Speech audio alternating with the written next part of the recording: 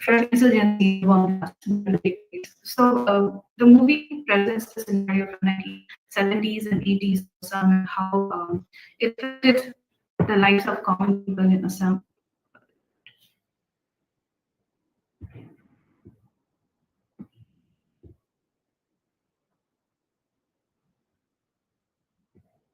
I hope I'm audible. Yes, ma'am, you're audible. Yeah. The parallelisms that existed between Rao's life and Zubin's life is also, it has been spoken already by my co-presenter. But what we also find is the other characters who are, part and parcel of the central character's journey, like Degoda or Jimmy. These are figures who are also from Zubin's own life, and close friends who have been his champions. And in Jimmy, we find another very important, principle of Zubin's own life, that is being a global artist, but not forgetting one's local roots. In Jimmy, we find someone who is very, colorful character, who is very bohemian in his, dressing sense or in his lifestyle. But he prefers to speak in very pure Assamese, or his preference for, pure local or the indigenous, food habits, and preferring to have a curd jaggery and bitten rice when he is in Singapore or he has gone to Sri Lanka for travel. These are certain perks which tells us Zubeen's ideology that despite going far away from our land or roots, we should not forget our own culture. So it's in a way to also promote that we should not we should also celebrate our identity. Lastly, I want to focus on the character of the female lead. Mo's storyline is very interesting. When she is introduced in the screen, we see her as a very strong, pioneering a woman, Ma'am, a girl kindly boss. wind up in But one as the minute. story proceeds, yes, sir, yes, sir. So she is not a very successful representation because she is shown to have baggages of her parents, especially her mothers, being carried forward. So to cut it short, we believe that Zubeen's this movie is a cultural icon, and the blur between the real and the real is very here, and believe that it will become a cult in the coming years. Thank you so much. Thank you, Dr. Jyoti and Dr. Pompey, for such a wonderful paper on Zubeen Garg's Ruri Binale. And they have been speaking on the Assamese identities and the socio-cultural politics. Do we have any questions from the house?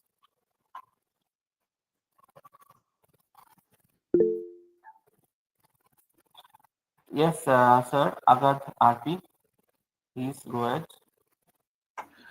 Thank you so much for the opportunity. It was certainly enlightening to hear you out on Rohiro Hinale. I would like to ask this. After the death of Zubeen Garg, which was, of course, a saddening incident, in Odisha, where I am currently, we have also faced a similar situation where a singer by the name of Humain Sagar, his death has shaken the state. What do you think is the current scenario in which the death of an artist is not seen to be something that is actually saddening, but it becomes the epicenter of a scandal? I wouldn't consider the death of Zubin Garg as a scandal. I would say felt it actually, honestly speaking, his death caught all of us by surprise, and it caught the kind of overwhelming outpouring. It caught the government by surprise, because it turns out he was not only a singer, cultural actor, he was part of the politics of Assam. Any kind of bad things happening, any kind of issues of Assam, he was the one who was always at the forefront, who had the courage to fight against the government. Can you imagine someone having the guts to fight against the national government, against CAA? He was completely against it. Any issue he fought against. No one right now in our popular sphere, SMS popular sphere, there is no one with guts now. No one. And this is why we felt almost like a state that we have faced a huge loss. And his philanthropic efforts, like a true person, your dharma you never speak about, right? What good things you're talking about. after his death, we are finding about what a great philanthropist he was. So right now, the lacuna in our cultural space, there is no one else to fill it. So I think, your circumstance and our circumstance, there might be little similar, but because of the cultural context and the kind of person Zubin was, it is little different. I would say little different from the Oriya context, but I would also like to offer our condolences at your loss. Thank you. Thank you, ma'am. Thank you so much, ma'am. We'll be moving now to the next speaker. We have Dr. Obit Mukherjee, Assistant Professor, BC Roy Engineering College with us.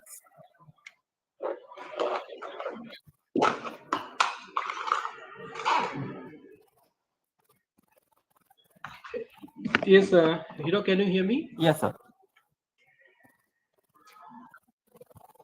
Okay, so can I share my PPT? Yeah, you may, sir.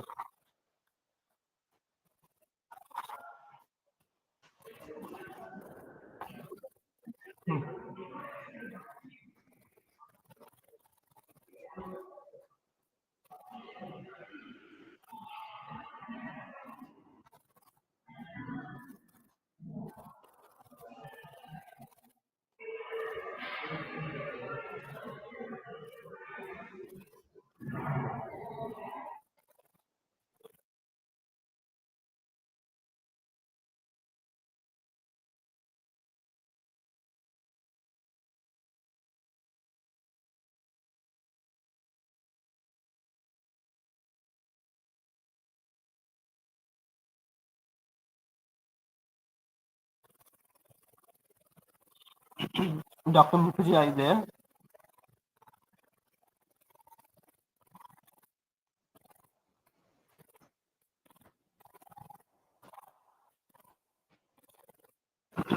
Dr. Mukherjee, am I audible?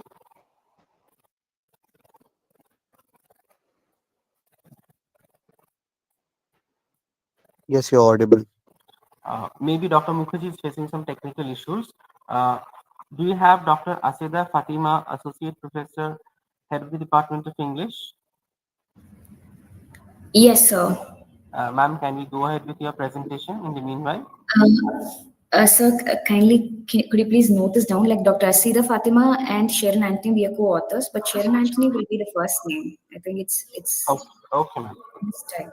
Okay, so this is Sharon Anthony presenting. Fine. So may I present my screen? Yeah, sure. Dr. Mukherjee, please be ready.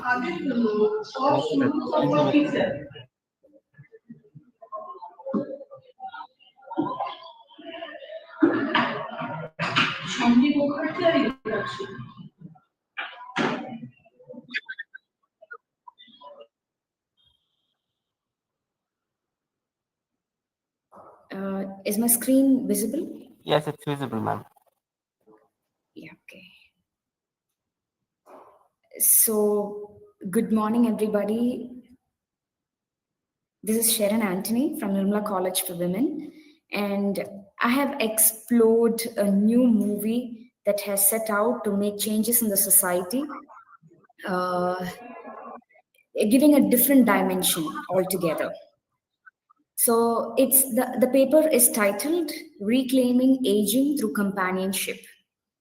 Aging is something that every cinema sidelines, like with the stereotypical thought that aging has a common factor, like they decline, their emotions, their desires are sidelined, and all their wishes become just memories.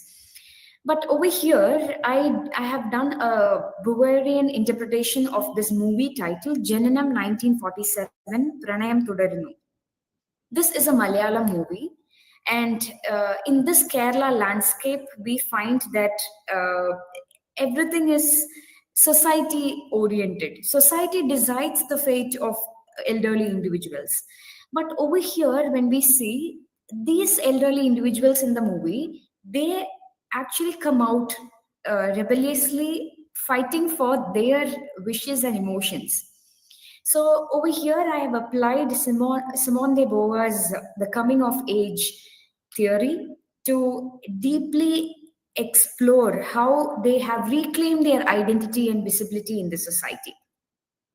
The theoretical framework, here we go. It's Simone de Beauvoir, she says like old age is, we title them as other.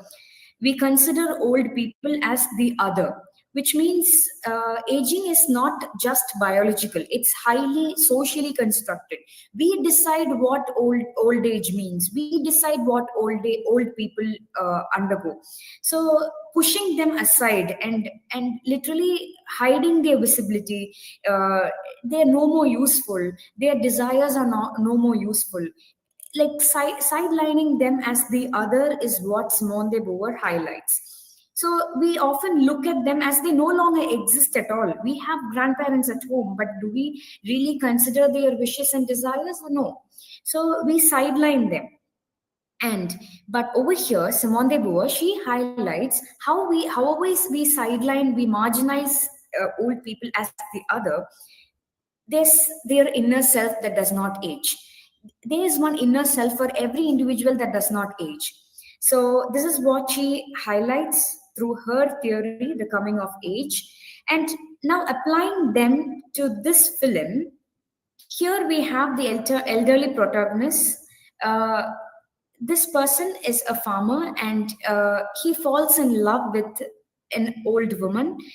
She was a teacher. She is a retired teacher, and both of them, they need a companion to finish as they approach the end of life. They need a companion. So over here, they actually challenge the stigma that there's no late life affection. You're not supposed to love anybody. You're not supposed to see, in case if you grow old, you're supposed to be inside the home. You're not supposed to explicitly show any emotions. But over here, this film challenges the stigma, challenges the stereotype. This film, actually, this director Abhijit Ashokan, he directly portrays how old aging is a renewal and not a decay. Now, a Beauvoirian reading of the film.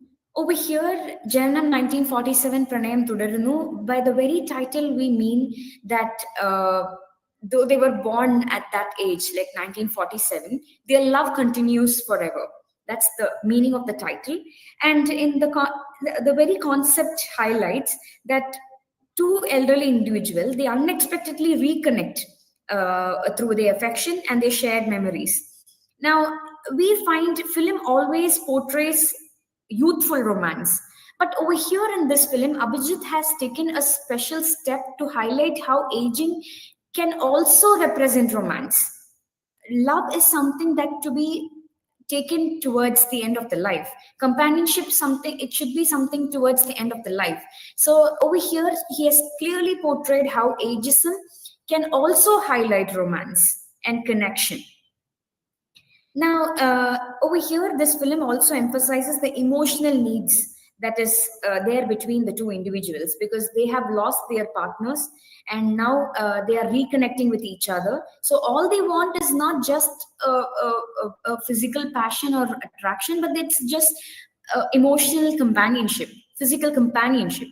So, and now what I will try to highlight is, in case if they have a companion like this at old age, definitely they would thrive.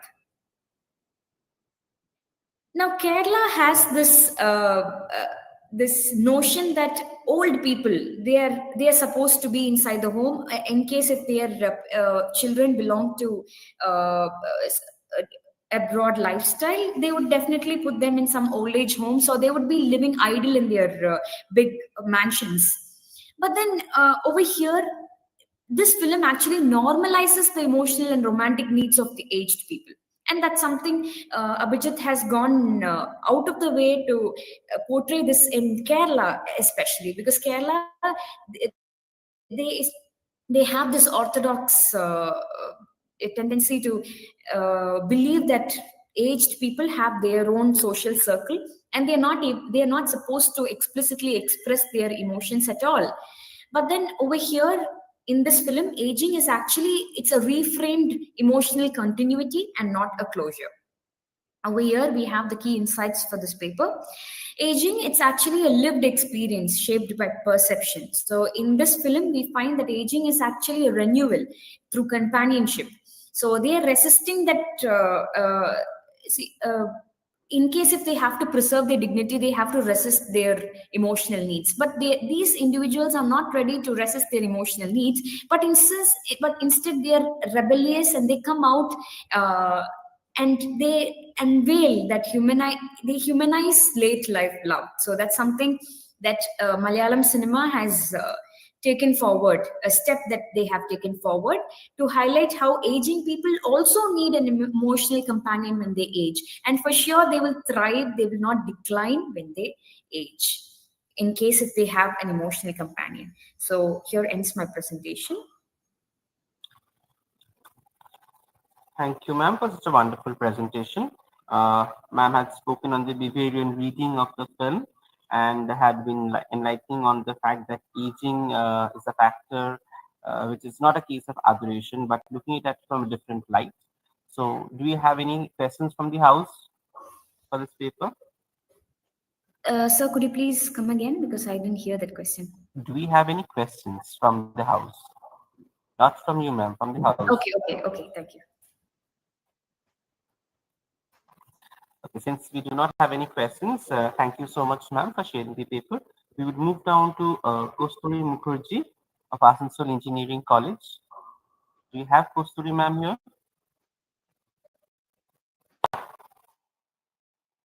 Yes, just give me a second. I'm just trying to organize this.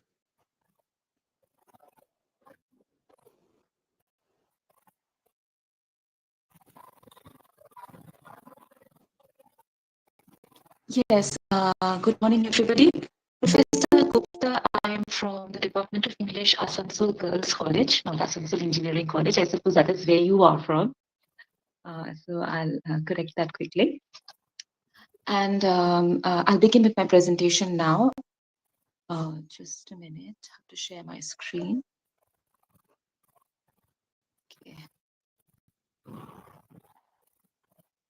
Okay.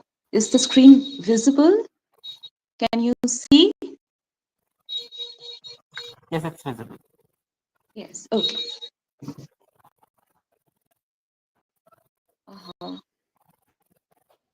So sorry about this.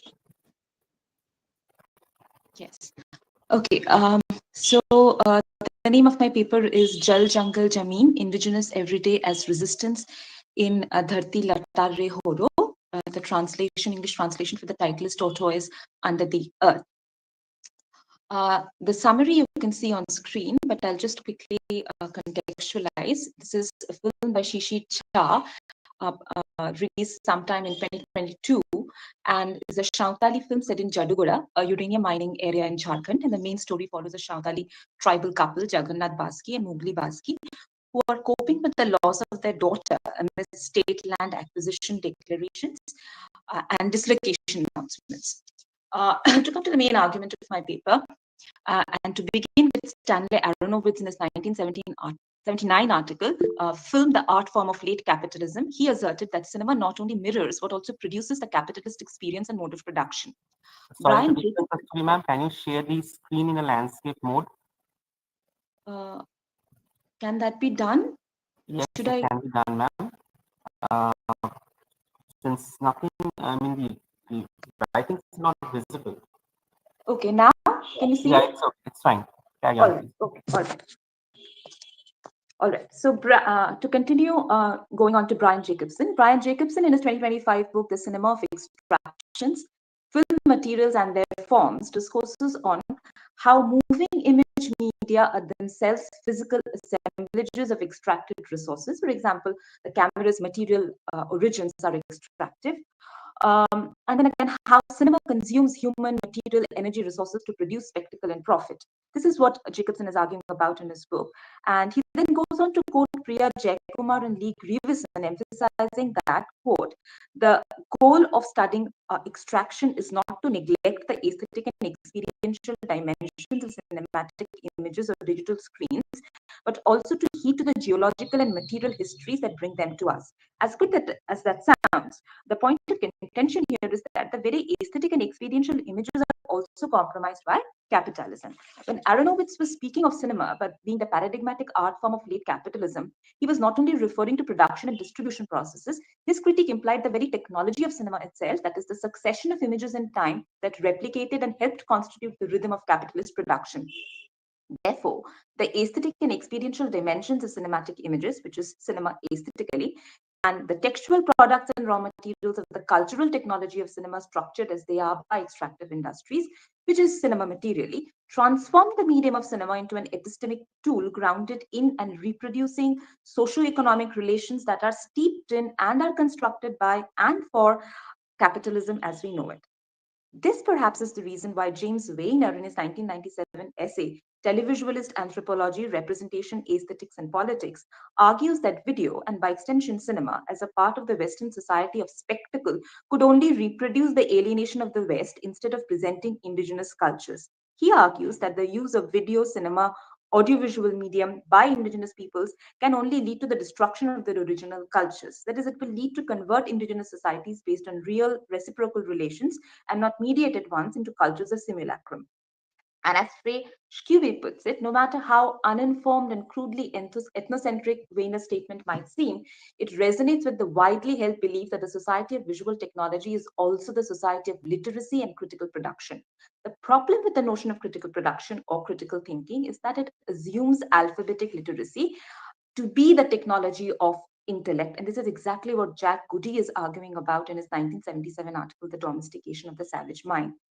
To create the conditions of reflexive thought in terms of capitalist knowledge production does not exist in orality, which is the indigenous way of knowledge production and dissemination, a way that is seen as primitive in being prior to the technology of alphabetic literacy.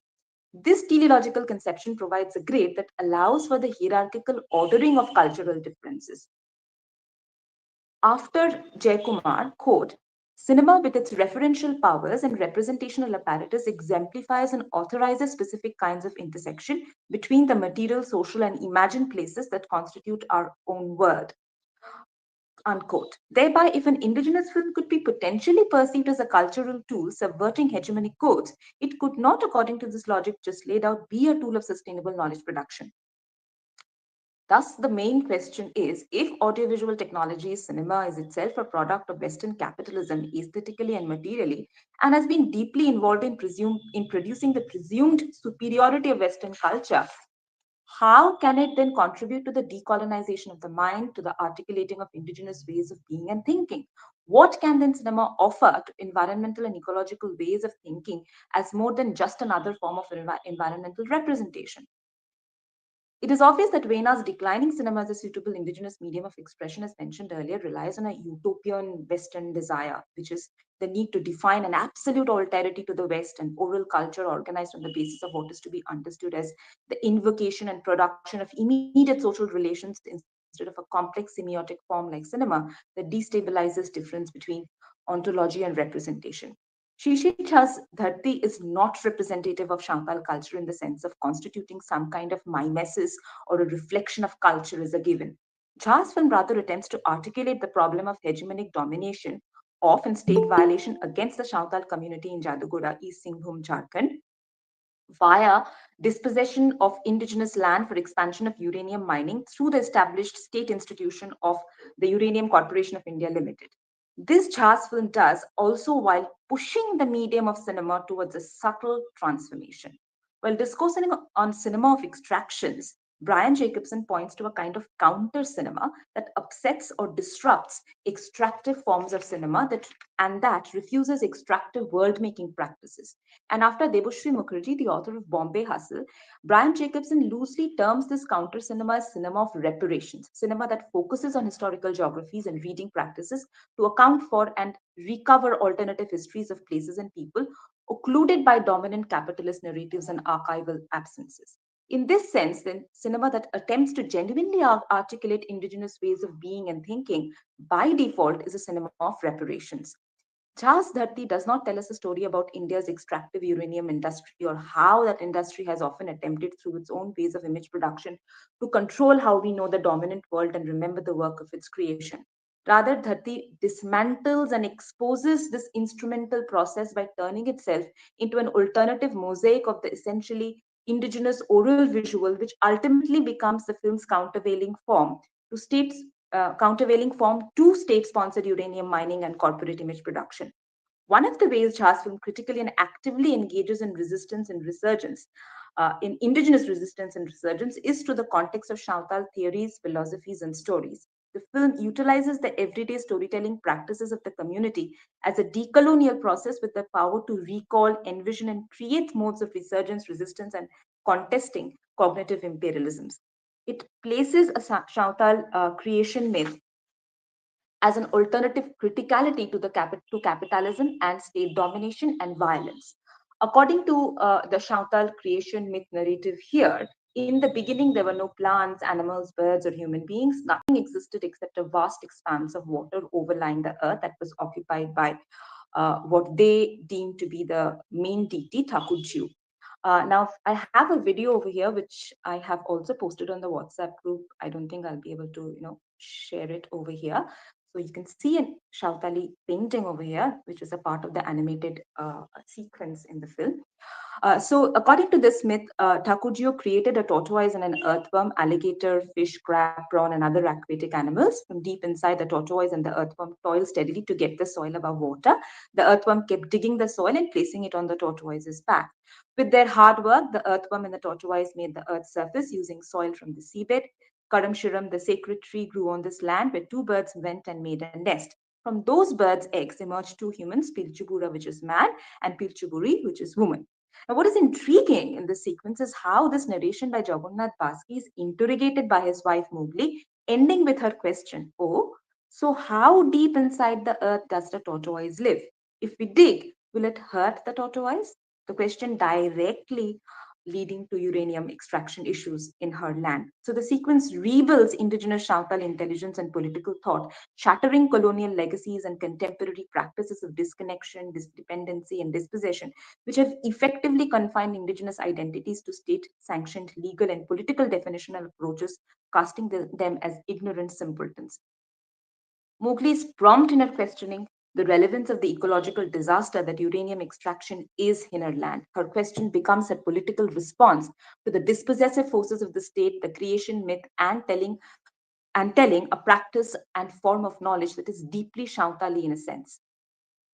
On your screen, on your screen, you will see a quote by Michi Sajik, Nishnabeg storyteller, scholar, and activist Leanne Bettesomasoke Simpson, who was talking about indigenous intelligence and political thought and resurgence. I will not go into the details of the quote. I would request you to read it on your own. Indigenous cultures have always been oral visual. This is the last leg of my argument. Jha in his film definitely addresses this using this myth sequence animated by Shantali paintings, which are painted by Nisha Jha, to visually communicate their own myth while Jagannath replicates the oral tradition of storytelling in a voiceover.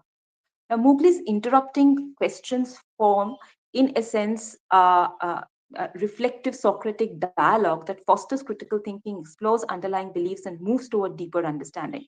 Through this sequence of everyday storytelling, Jha's film seems to be able to reclaim cinema as a technology of sustainable knowledge, not a knowledge that is merely local, but one that challenges the reach of theory, be it economic or critical.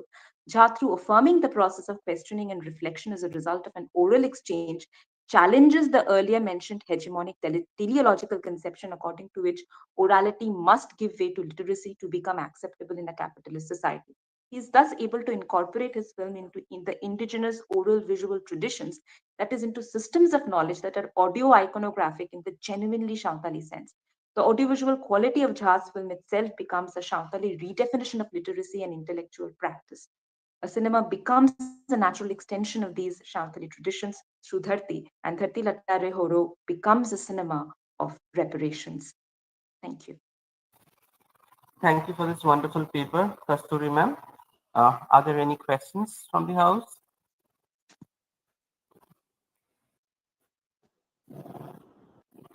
Any questions from the house?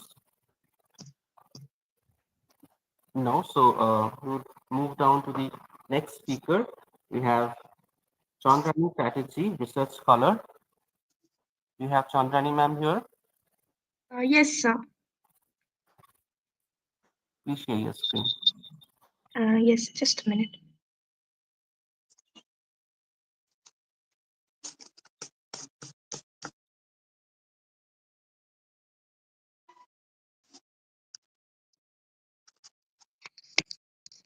Sir, is it visible? Yes, it's visible, ma'am. Thank you, sir. Okay. So, the duality of passion, from Bollywood's depiction of influence to the grassroots action. Based on this title, today I, Chandrani Chatterjee, would like to begin with my discussion, wishing one and all present here a hearty good morning.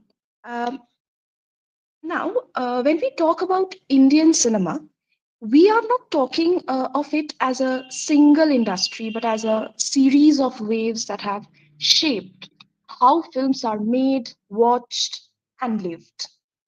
And in this context, the first major wave that we can talk of was mainstream popular cinema, where undoubtedly Bollywood has been the queen.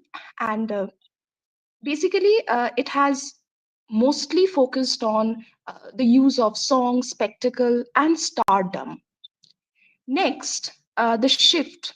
The camera basically shifted towards towards focusing realism, social critique, and regional storytelling. And so the second wave came to be termed as parallel cinema wave. Moving to the third wave, which was a major shift towards multiplex culture and globalized narratives, it was expanding audiences and redefining cinematic aspirations. Today, we can say that we are amidst a fourth wave which is participatory, digital, and also street level wave, where by the use of inexpensive technology, even ordinary people can become filmmakers, remixers, and also storytellers. So these overlapping waves that I spoke of, they basically show us that Indian cinema has never been static. Right through history, it has never been static. It has always been a fluid and evolving ecosystem kind of a process that has been shaped both from above by the film industry and also from below by the everyday people who use cinema to express, to imagine, and also to create a lot of things. And the conference theme, today's conference theme, Screen to Street, that captures this idea perfectly, I feel. And I argue, today I will be arguing that the two films that I will be mostly focusing on, that is Bombay Talkies and another documentary, Superman of Malegaon, they form a powerful cinematic pair that can illustrate both the sides of my argument, the two film worlds. And also, at this point, I would like to trace the journey to show that cinema can travel not only from screen to street, but also vice versa, that is from street to screen as well. And for doing that, I would like to divide sharply the two films that I am working on as one depicting the screen side and the other as depicting the street side. Okay, so directly I would move to Bombay Talkies that will be depicting the screen side. Now, as we know that Bombay Talkies has been like it's a known film celebrating 100 years of Bollywood. Dibakar Banerjee, Zoya Akhtar, Karan Johar, Anurag Kashyap, such stalwart directors have created four shots that collectively explore how deeply Bollywood is internalized in Indian daily life. So, depicting the screen side, they basically have moved down to explore how deeply I repeat, Bollywood is internalized in Indian daily life. And in the process, they have used wonderful uh, 4 shots where I would be speaking on 3 that one shot that shows a man from Allahabad traveling to Mumbai just to feed Amitabh Bachchan a murabba. Right. We can also see that the first one where Ajit Rasta Hai Ye dramatizes how cinema gives language to often complicated and unspoken desires. So, by means of this, Bombay Talkies illustrates that Bollywood is not just a spectacle, it basically shows a top down influence of cinema on people. Now, moving to the next one, that is Superman of Malegaon, uh, depicting the street side. I would say that in contrast, like Superman of চলছে but Malegaon, আমারটা হয়ে গেছে খেয়ে নি দাও Kosturi ma'am, can you kindly mute yourself? I'm so sorry. Yes, Chandra ma'am, Should please. I continue? Yes, ma'am. Okay. Okay. So, in contrast, Superman of Malegaon, Superman of Malegaon takes us to a small town surrounded by poverty, power cuts, and also communal tensions. But we would see that these people are yet full of unrestrained cinematic imagination. And so, what happens is this film shows us how Jugar, as they call them, how Jugar, their resourcefulness, they are used in order to create a cinema.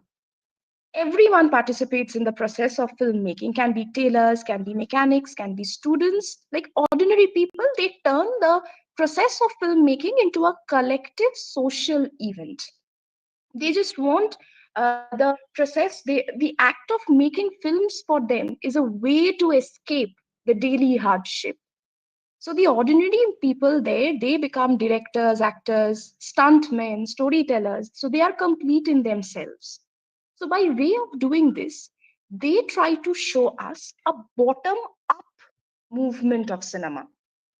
So this bottom up movement of cinema from street to screen is depicted by Superman of Malegaon.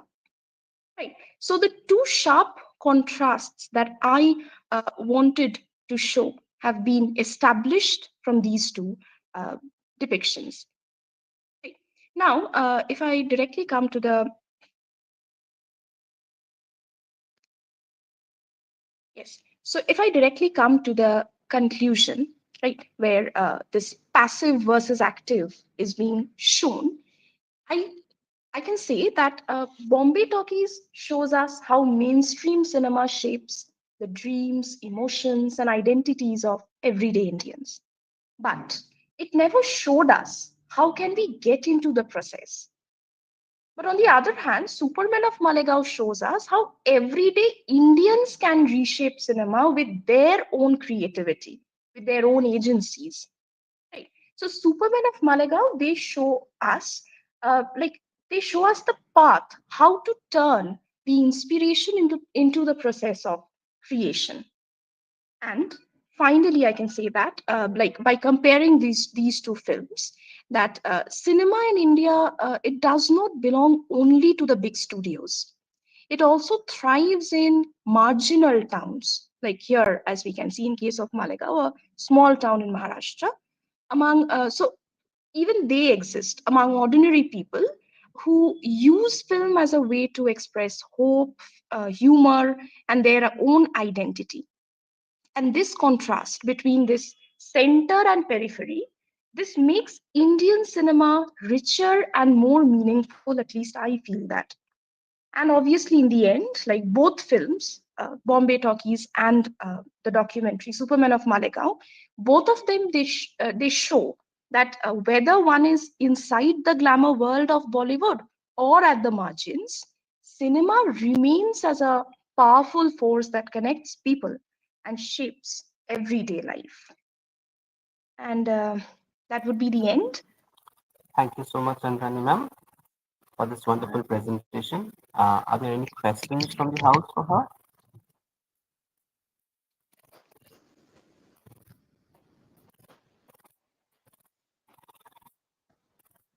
So we would move down to the next presenter, that is Dr. Bhagyalakshmi Mohan, Assistant Professor of English, Bharati Dasan Government College for Women, Puducherry.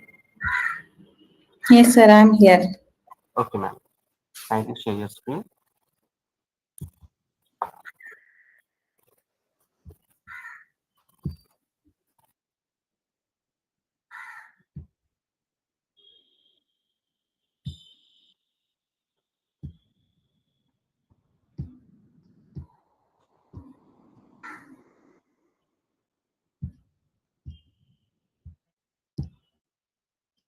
Is it visible, sir?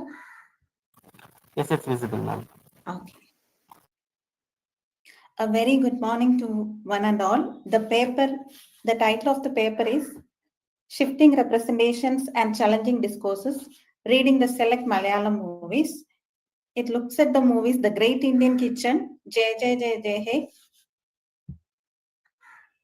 22 Female Kottayam, The Teacher, and Saras. The paper argues that these movies challenges the conventions of normative femininity and act as cinematic tools of resistance against the notion of conventional movies. And academic research suggests that Kerala, which is a small state in India, is always praised for its developmental model, and it is frequently acknowledged to the superior status of women in the state. Scholars like Robin Jeffrey consider the matrilineal system as the contributing factor of the well-being of the Malayali woman.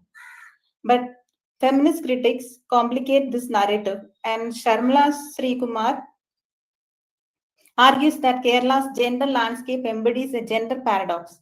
The unbridled freedom enjoyed by Malayali women is a patriarchal construct. As Devika and Mini Sukumar argues, patriarchy in Kerala rests upon the agency of the Kerala model women, the better educated, more healthy, less fertile, new elite women. And this feminine model functions as a strategic figure through whom the discourses of modernity and patriarchy converge.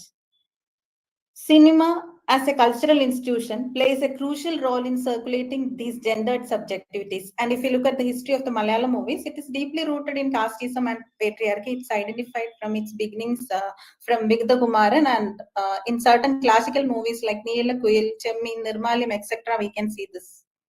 The mainstream cinematic trope privileged the ideal women, chaste, domesticated, maternal, and contained within the heteronormative frameworks.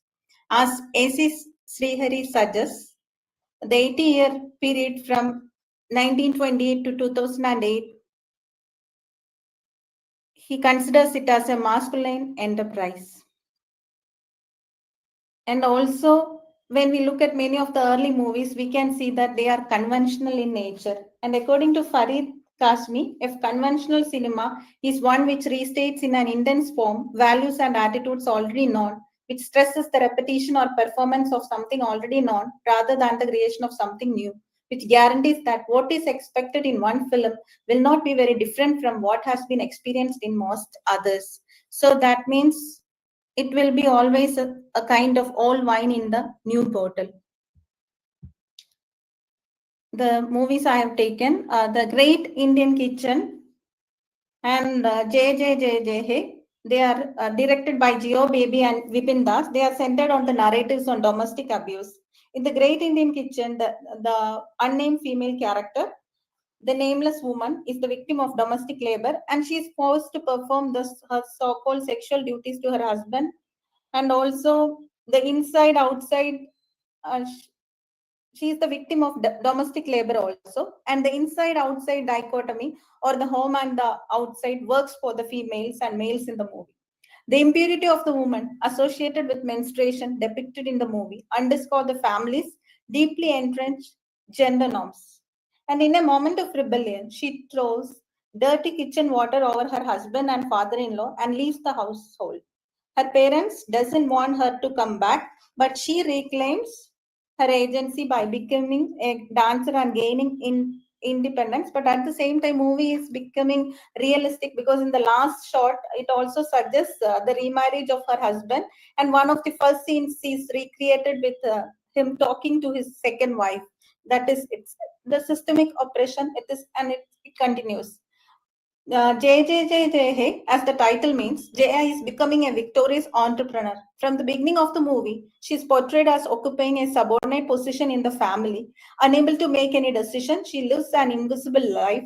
And she's married to a poultry farmer who physically abuses her and controls her. Interesting thing is that she secretly learns martial arts, starts fighting back, and since her husband is unable to combat her, he resorts to manipulating her reproductive choices by attempting to impregnate her in order to secure lifelong control. Stressed upon discovering this, Jaya undergoes an abortion.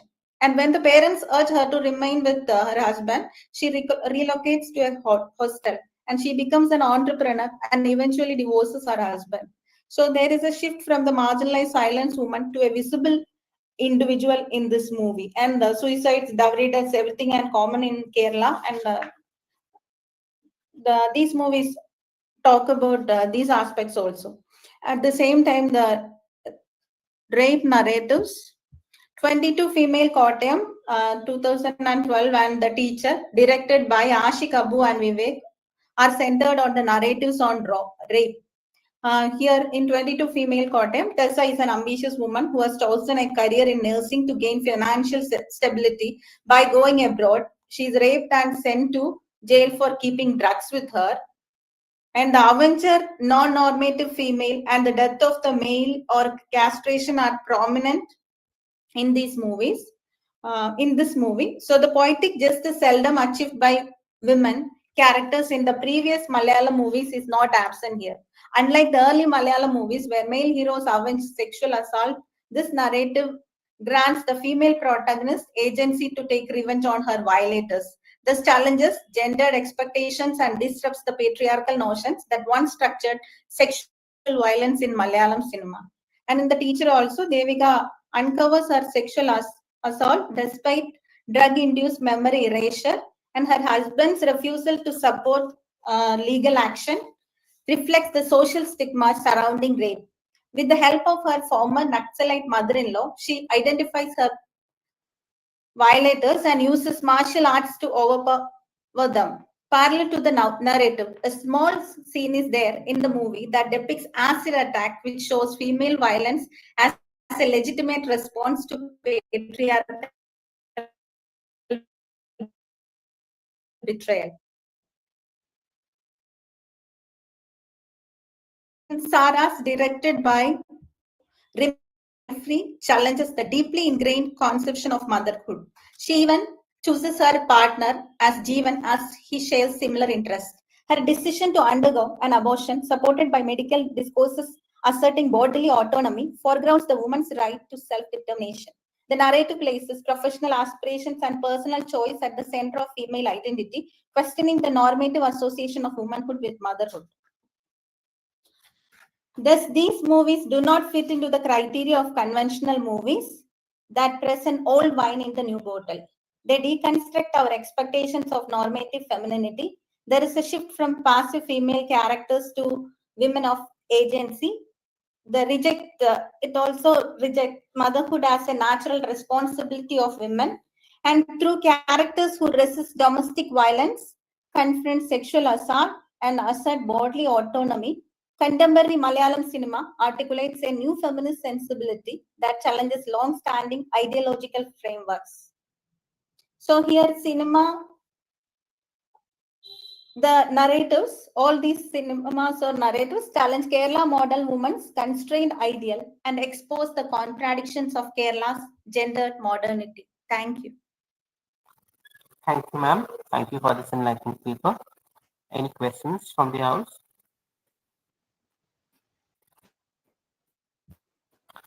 Then we move down to our next speaker, Karthikeya Singh, PhD Research Scholar, Department of English, University of Allahabad. Karthikeya, are you there? Good afternoon, everyone. Am I audible? Yes, you're audible, Karthikeya. You can share this. I'll be sharing my screen. Sure.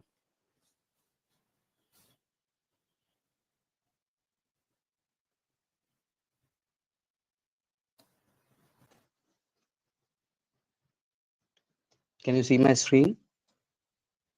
Yes, it's visible. Thank you so much.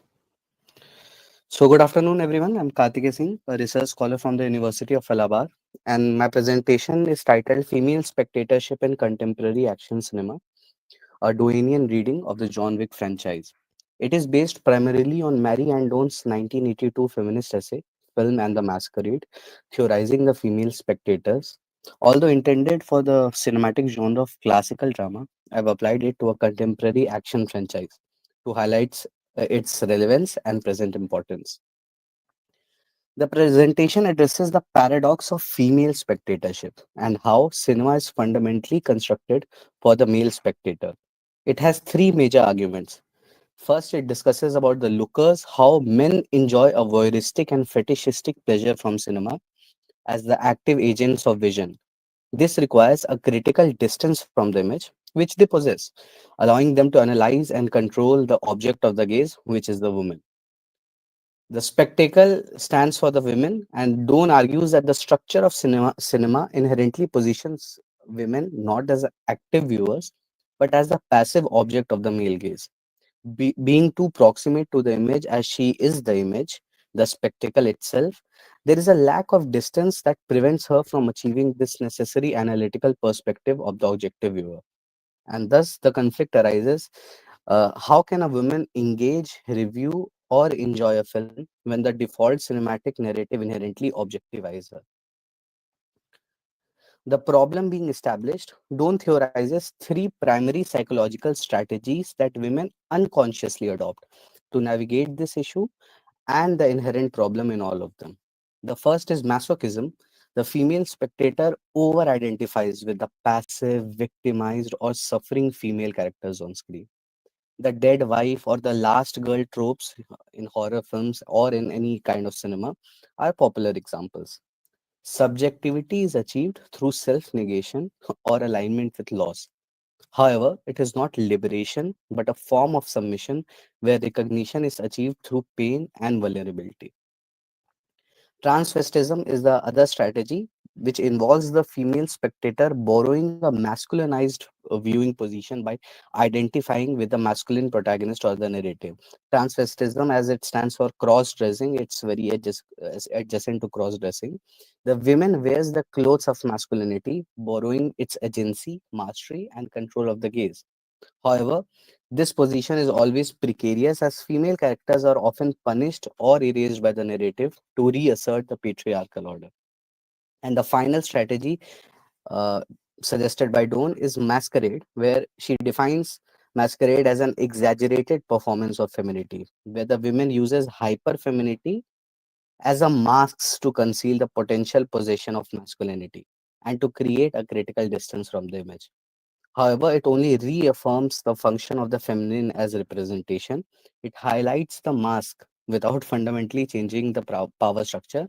And you can see how all of these strategies that women unconsciously adopt to navigate this issue have inherent problems in them. So, how does this theory apply to the John Wick franchise? The world of John Wick, with its rigid rules, ancient hierarchies, and brutal codes, functions as a perfect patriarchal microcosm.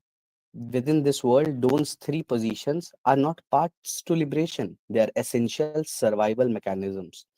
Female character in these films only gain power or relevance by conforming to one of the three specific, predefined roles laid down by Dawn.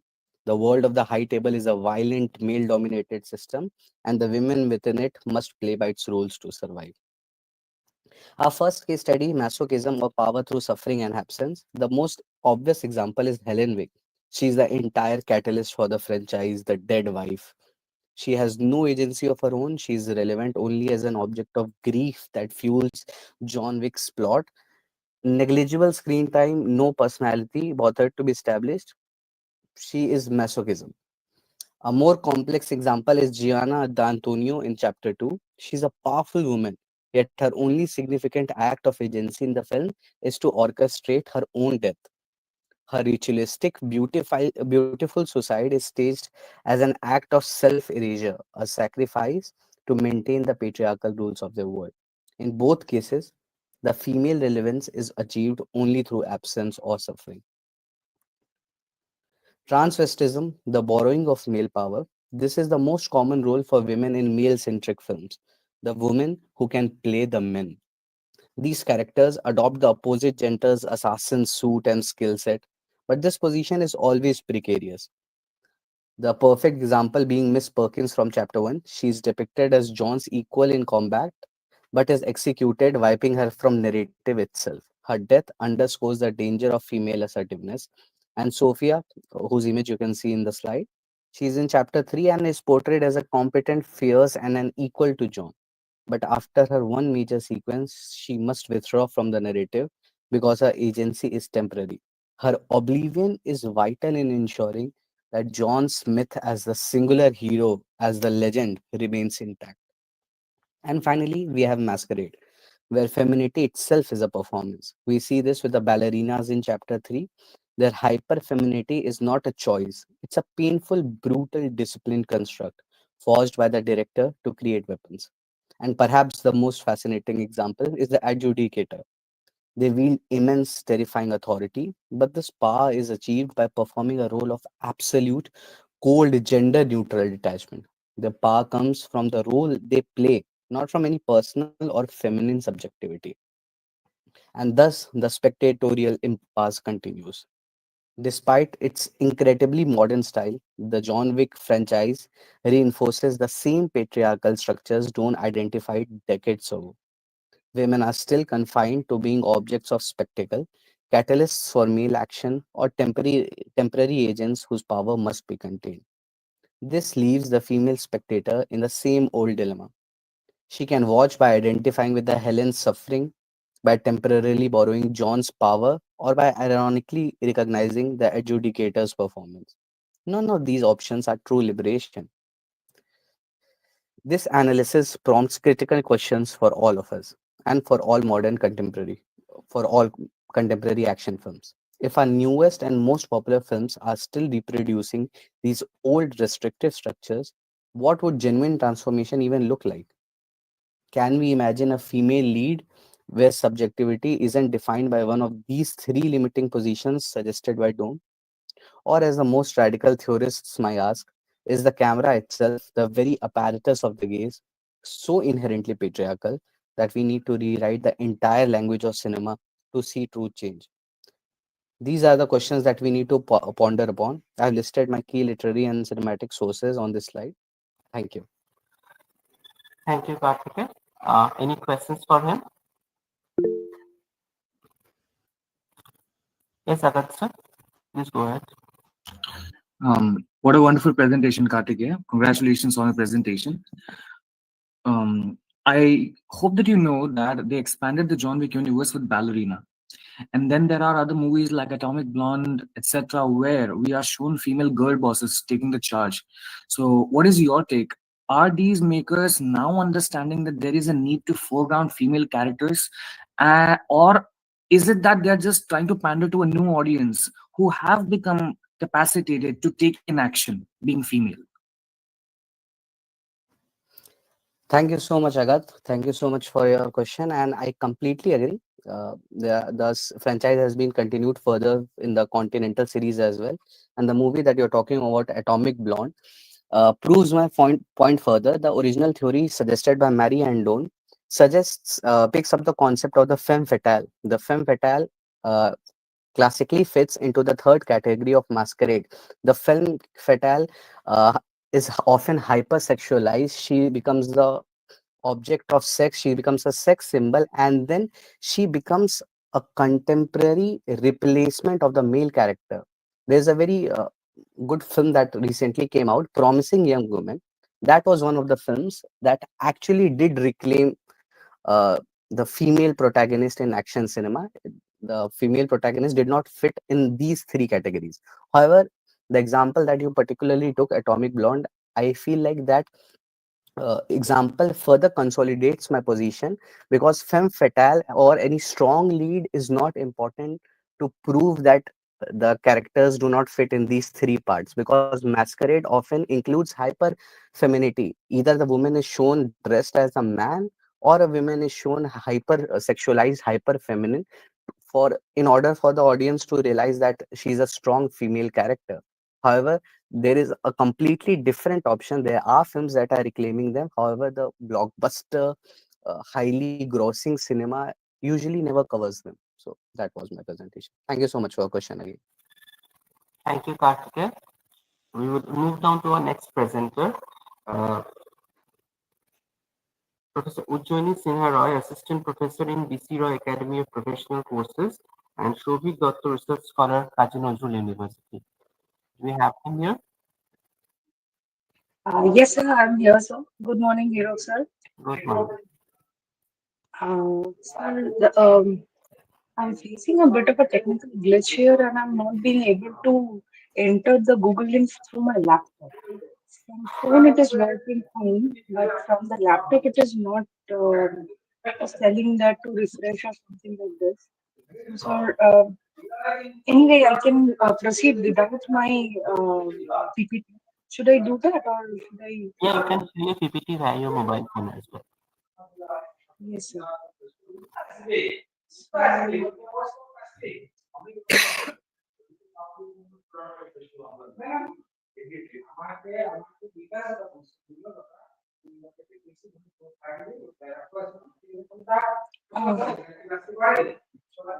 So give me a minute, sir. I'll just.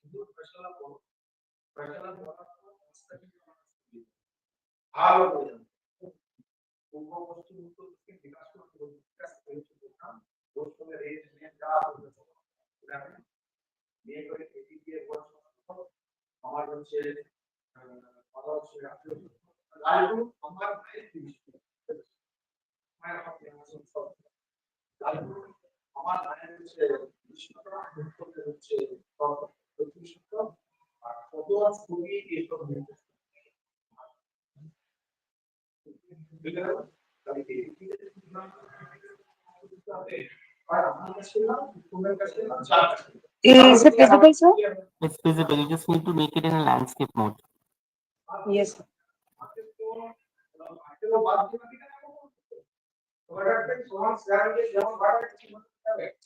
Yes. So is it fine now? It's fine. Yeah. So my paper. Yes, sir. Again, it went on a portrait mode. You need to make it in landscape mode. Okay.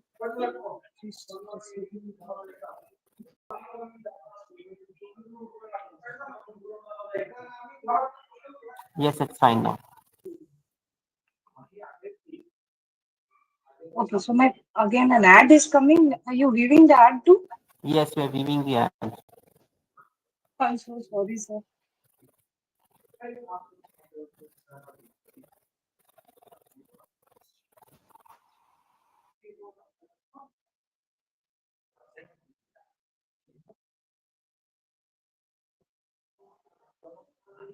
Thank you, sir.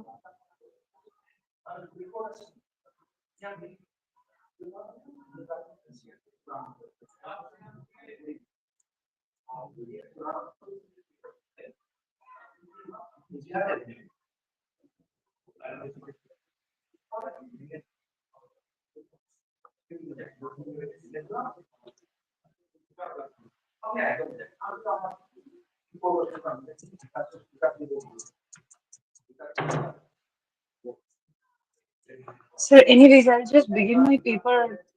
Let this thing come and I'll start speaking.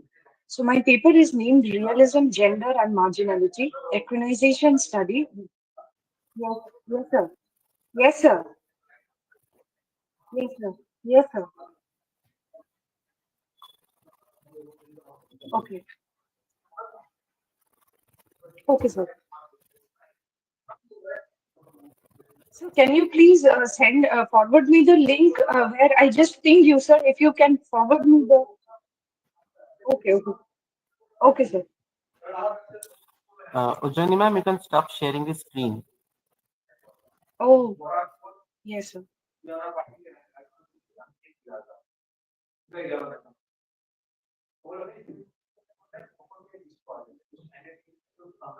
Has it stopped, sir? Yes. Thank you.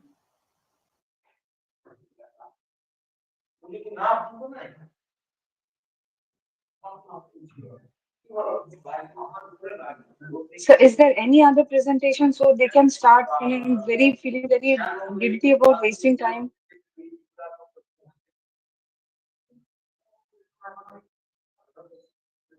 Okay. So my paper is named Realism, Gender and Marginality and Equinization Study of Vikas Khanna's The Lost Color. Now, in this is a pretty new work that I'm considering. So this book, it was first published in 2018 and the movie came in 2019. Now, since this is a pretty recent work, so to say, the what happened was that Vikas Khanna, he's actually by profession he's a Michelin starred chef. Now, what he did was that he when he was working on his food book, he went to Varanasi and he was deeply influenced by the festival of Holi, where everyone in Varanasi was having they celebrated since it is based on and uh, Krishna and his Leela. So everyone in Varanasi celebrated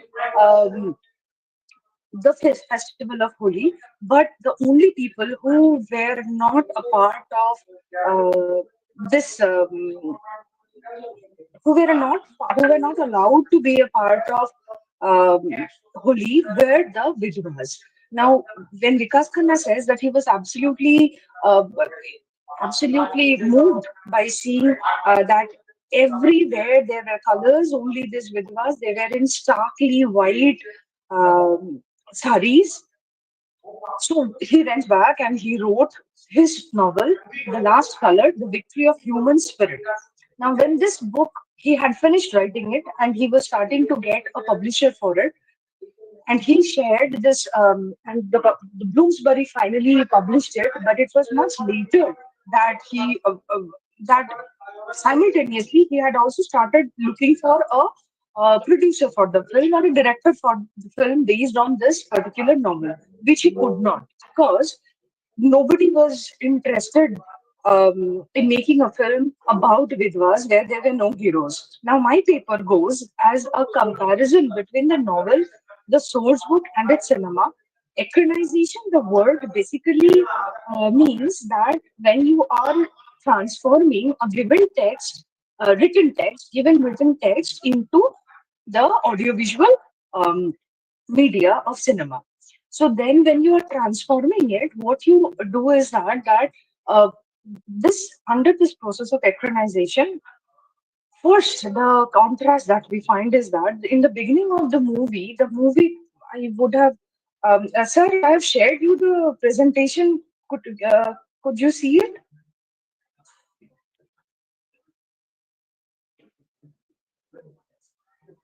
Um, oh, you haven't, sir? Oh, okay, sir. Okay, sir. Right. So, okay, sir. So in my presentation, what in my paper, what I have shown is that when Vikas Khanna, in the rare occasion that in on the rare occasions where he himself is the writer of the book and the director and the producer of the movie also. So there actually is no iota of the loss of the core premise or anything like this. But what happens is that even when the same person is making this transformation, he is not only transforming the book into the cinema, but he's actually creating an entirely new literary entity. Now, how he does that is that there are certain basic differences between the movie and the book. My core premise is that in if we are comparing the tone of the movie and the tone of the book, we would see that there is a huge difference. Now, the difference arises because not only the media has changed, but also that when Vikas Khanna was actually making the cinema, as in a podcast with Bharti, he himself revealed that he was not he tried to focus and concentrate the main issue of the main issue of bringing, marginality, of expressing and exposing marginality as the center from, he actually shows all the extraneous parts that were included in the book, but he focuses entirely on the issue in the movie. In the start of the book, we see that Choti, the main character of the novel, she has now become an adult, and she was a street child in the novel. But in here, uh, she has become an advocate, and she is the uh, instrumental uh, person who brings about the 2012 verdict of the High Court, whereby the Vidwas are allowed to play Holi legally, which were they not hitherto done. So the novel starts in a very positive note and a very hopeful, realistic tone. Whereas in the movie, we find a very drab expression, a very drab and a very pessimistic start of the movie, whereby we see Raja, a police officer, he is abusing his wife in front of his mother and his three very young daughters. So both the start of the novel and the movie are completely different, because Khanna, when he is directing the movie, in this process of equalization, he situates the movie more realistically. The second difference that I'm pointing out is that the death of Anarkali. Now, the three main characters of the three main uh, non-masculine character of this movie are three. One is Choti, the 9-year-old young girl who finally grows up to be an adult. Noor, the Vidwa, who in the movie is played by Neena Gupta, and Anarkali, or the transgender person who is there in the novel, who is the central character of the novel and of the movie. Now, Vikas Khanna, when he's equanizing and transforming the novel into a movie, what he does is that he does away with much of the violence that is there in the novel. But in doing so, he departs from the main issue of the novel. And to me, as I have,